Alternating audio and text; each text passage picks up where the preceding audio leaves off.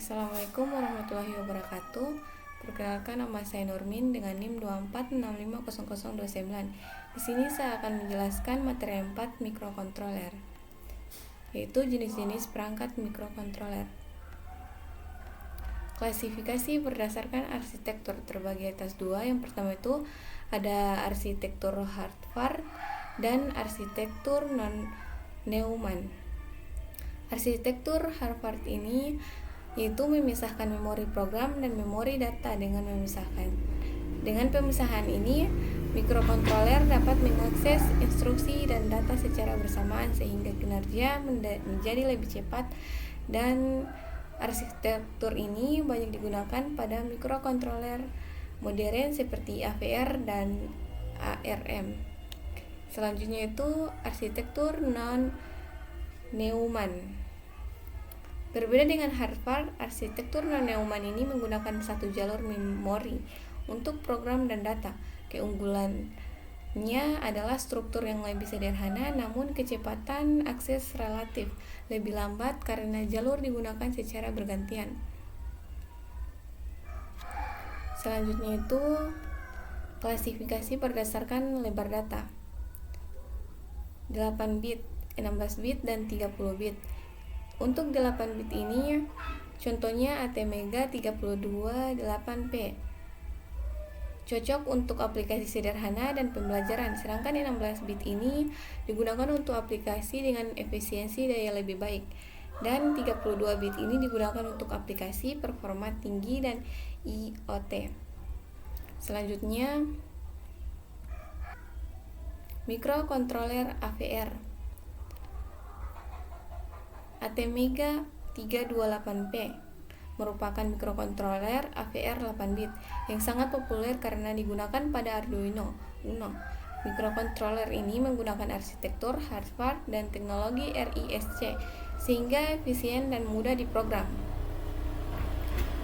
Selanjutnya ada ATmega 328p, adalah mikrokontroler AVR 8 bit yang paling populer karena digunakan pada Arduino, menggunakan arsitektur Harvard dan teknologi RISC sehingga memiliki efisiensi instruksi yang tinggi.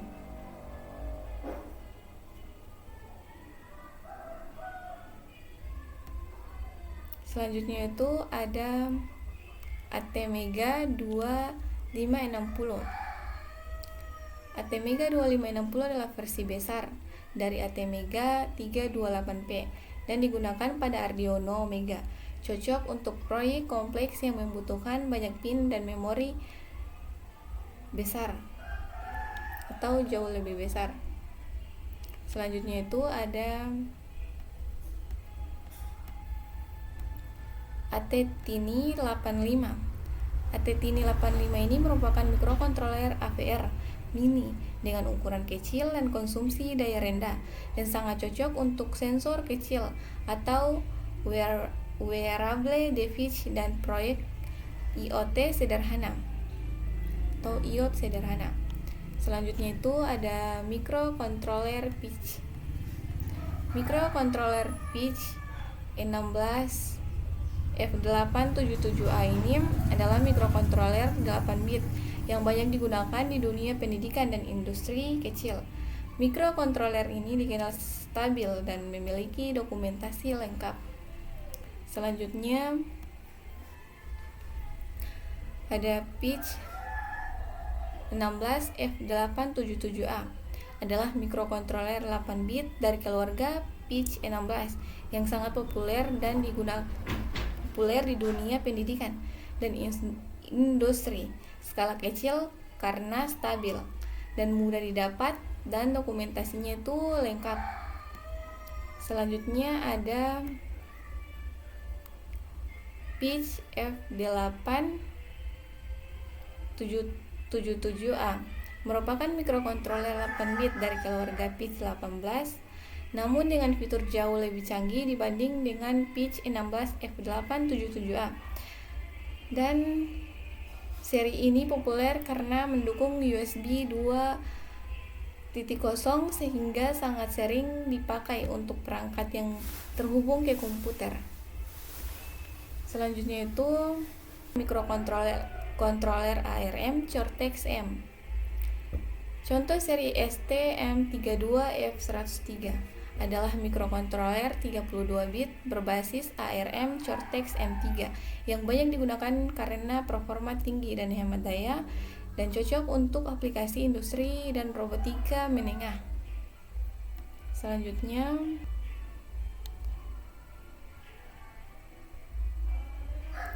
STM32F103 Cortex-M3 adalah mikrokontroler berbasis ARM Cortex-M3 yang sangat populer dan terutama pada board Blue Pill. Mikrokontroler ini digunakan untuk aplikasi yang membutuhkan performa tinggi namun tetap memakai hemat daya. Selanjutnya ada STM32F407 Cortex atau M4F adalah mikrokontroler ARM Cortex M4 dengan unit floating point FPU dan kecepatan sangat tinggi, banyak digunakan dalam aplikasi audio processing, robotika tingkat lanjut, dan sistem industri dan sistem real time. Selanjutnya itu ada mikrokontroler 8051. Contoh seri AT89S51 adalah keluarga mikrokontroler yang masih banyak digunakan untuk pembelajaran dasar karena arsitekturnya itu sederhana meskipun teknologinya sudah cukup lama. Selanjutnya AT89S51 adalah mikrokontroler 8 bit buatan Atmel atau sekarang Microchip yang kompatibel penuh dengan arsitektur Intel 8051. Mikrokontroler ini banyak digunakan untuk aplikasi pembelajaran, kontrol sederhana sehingga sistem otomatisnya itu kecil. Selanjutnya ada AT89C52 adalah pengembangan dari AT89S51 dengan peningkatan kapasitas memori flash dan fitur tambahan tetap mengusung arsitektur 8051. Selanjutnya itu mikrokontroler iOT ESP8266 sangat populer dalam pengembangan IoT dan smart home. ESP32 lebih unggul karena memiliki dual core Bluetooth dan GPIO lebih banyak. Selanjutnya ada ESP8266 adalah mikrokontroler Wi-Fi yang sangat populer karena harganya itu murah atau terjangkau dan mudah diprogram serta hemat daya dan banyak digunakan pada IoT atau IoT skala kecil. Selanjutnya ada ESP32. ESP32 ini adalah versi lebih canggihnya dari ESP8266 dengan dual core Bluetooth GPIO lebih banyak serta fitur sensornya itu internal. Selanjutnya ada mikrokontroler MSP430 adalah keluarga mikrokontroler yang memiliki 16 bit yang dibuat oleh Texas Instruments, terkenal dengan ultra low power consumption, sangat hemat daya dan banyak digunakan itu di berbagai seperti sistem sensor berbasis baterai, wearable device, media, alat ukur meter, dan aplikasi yang membutuhkan konsumsi daya super rendah. Selanjutnya itu ada mikrokontroler MSP430, merupakan mikrokontroler 16 bit yang terkenal dengan konsumsi daya ultra rendah, sangat cocok untuk perangkat berbasis baterai seperti sensor, wearable, dan alat medis portabel. Baik, selanjutnya itu ke materi 5, yaitu komponen elektronika.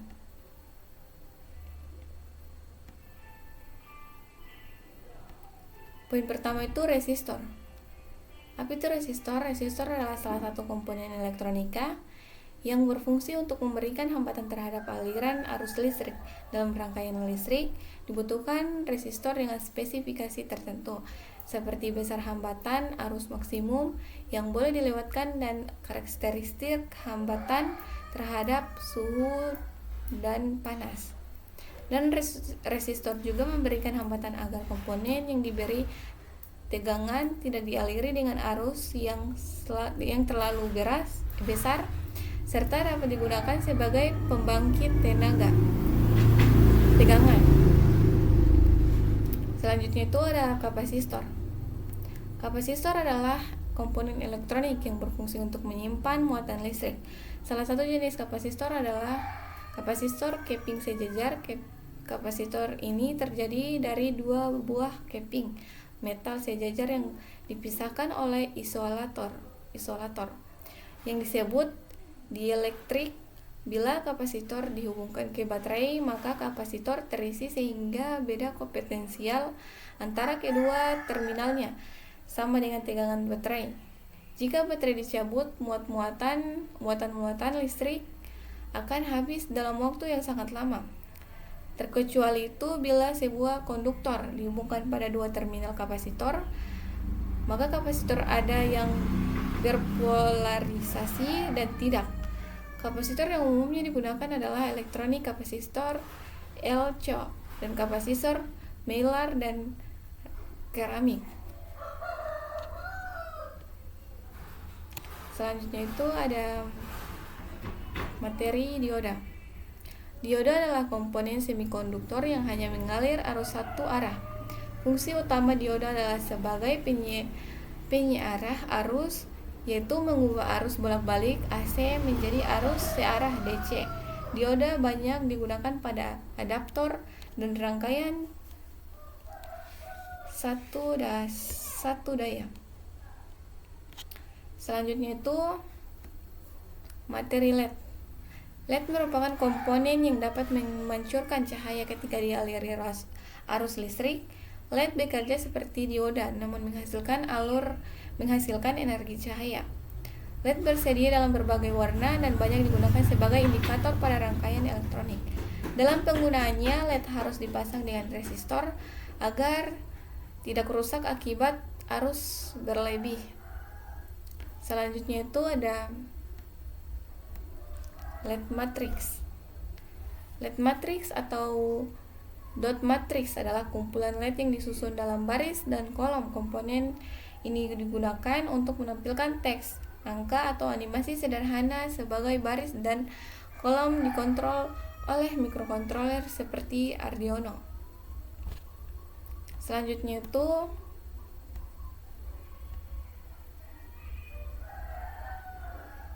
fototransistor, yaitu sering digunakan untuk sensor garis pada robot pengikut garis atau line follower. Selanjutnya ada 7 segment. 7 segment adalah tampilan angka digital yang tersusun dari 7 LED.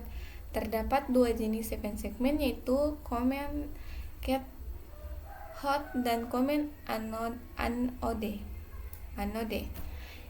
yang banyak digunakan untuk menampilkan angka pada sistem digital. Selanjutnya itu motor listrik. Motor listrik berfungsi untuk mengubah energi listrik menjadi energi gerak. Motor DC sering digunakan dalam robotika, sedangkan motor AC digunakan pada peralatan rumah tangga.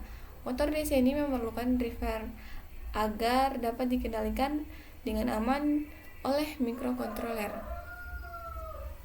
Selanjutnya itu buzzer. Buzzer adalah komponen yang menghasilkan bunyi sebagai indikator atau alarm. Buzzer sering digunakan untuk memberi tanda proses selesai atau terjadi kesalahan. Selanjutnya itu materi alat ukur multitester. Multitester digunakan untuk mengatur tegangan, arus, dan hambatan. Alat ini sangat penting dalam praktikum elektronika untuk memastikan rangkaian bekerja dengan baik. Baik, mungkin ini saja materi dari saya. Lebih dan kurangnya mohon dimaafkan. Saya akhiri dengan kata wabillahi taufiq wal hidayah. Wassalamualaikum warahmatullahi wabarakatuh.